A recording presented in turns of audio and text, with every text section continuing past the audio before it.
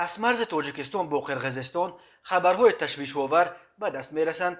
ساکنان هر دو طرف مرز بین اسفره و بادکن خبر می‌دهند که دوام روز 14 سپتامبر سال 2022 از مرز به گوششان پیوسته صدای تیرپرانی می‌آمد و در راه‌ها شاهد به طرف مرز انتقال دادن کاروان‌های نیروها و ماشین‌های حربی شدند. در همین حال از صبح 14 سپتامبر درباره اینک سه درگیری مسلحانه در مرز اسفره با بادکن خبر میرسد. جانب تاجیکستان دو درگیری اخیر را هنوز شرح نداده است، ولی خدمات مرزبانی کمیته دولتی امنیت ملی قرقیزستان ادعا دارد که مرزبان‌های تاجیک دفعه سیوم زستاوی سرحدی سمرقندک را هدف تیرباران قرار دادند. این زستاو در نزدیکی شهرک شروع اسفره جایگیر شده است. روز 14 سپتامبر سال 2022 در موضع پسق عریق نویه بادکن مرزبانان قشون‌های مرزبانی کمیته دولتی امنیت ملی تاجیکستان به سوی مرزبانان زستاو سمرقندک اتریاد مرزبانی بادکند خدمات مرزبانی کمیته دولتی امنیت ملی قرقیزستان تیر کشودند.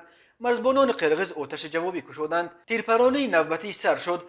گفته می شود در اطلاعیه رسمی خدمات مرزبانی قرقیزستان وضع در مرز اسفره و بادکن از صبح 14 سپتامبر رو به وخامت آورد. صبح 14 سپتامبر تخمین ساعت 09:15 بین مرزبان‌های دو کشور در بین پاسگاه‌های مرزی کیخی جماعت واروخ و بلوغباشی نویه بادکن تیرپرانی صورت گرفت که قریب 3 ساعت دوام کرد. بنا به خبرهای رسما تصدیق نشده از جانب تاجیکستان یک مرزبان کشته شده، 5 کس دیگر جراحت برداشتند. قرقیزستان زخمی شدن 2 سربازش را تصدیق کرد و خبر داد که بر اثر ترکیدن مینه مینامیوت یکی از آنها جراحت رویکی برداشته، دومی کنتوزیا گرفته است. هر دو طرف یکدیگر را در تیرپرانی صبح چهارشنبه گناهکار کردند. نیمه دوم روز 14 سپتامبر سال 2022 خدمات مرزبانی کمیته دولتی امنیت ملی قرقیزستان ادعا کرد که مرزبان‌های تاجیک ساعت 14 زستاوی سرحدی دوستوک را تیرباران کردند و مرزبانان قرقیز آتش جوابی کشیدند. در سالهای 2021 و 2022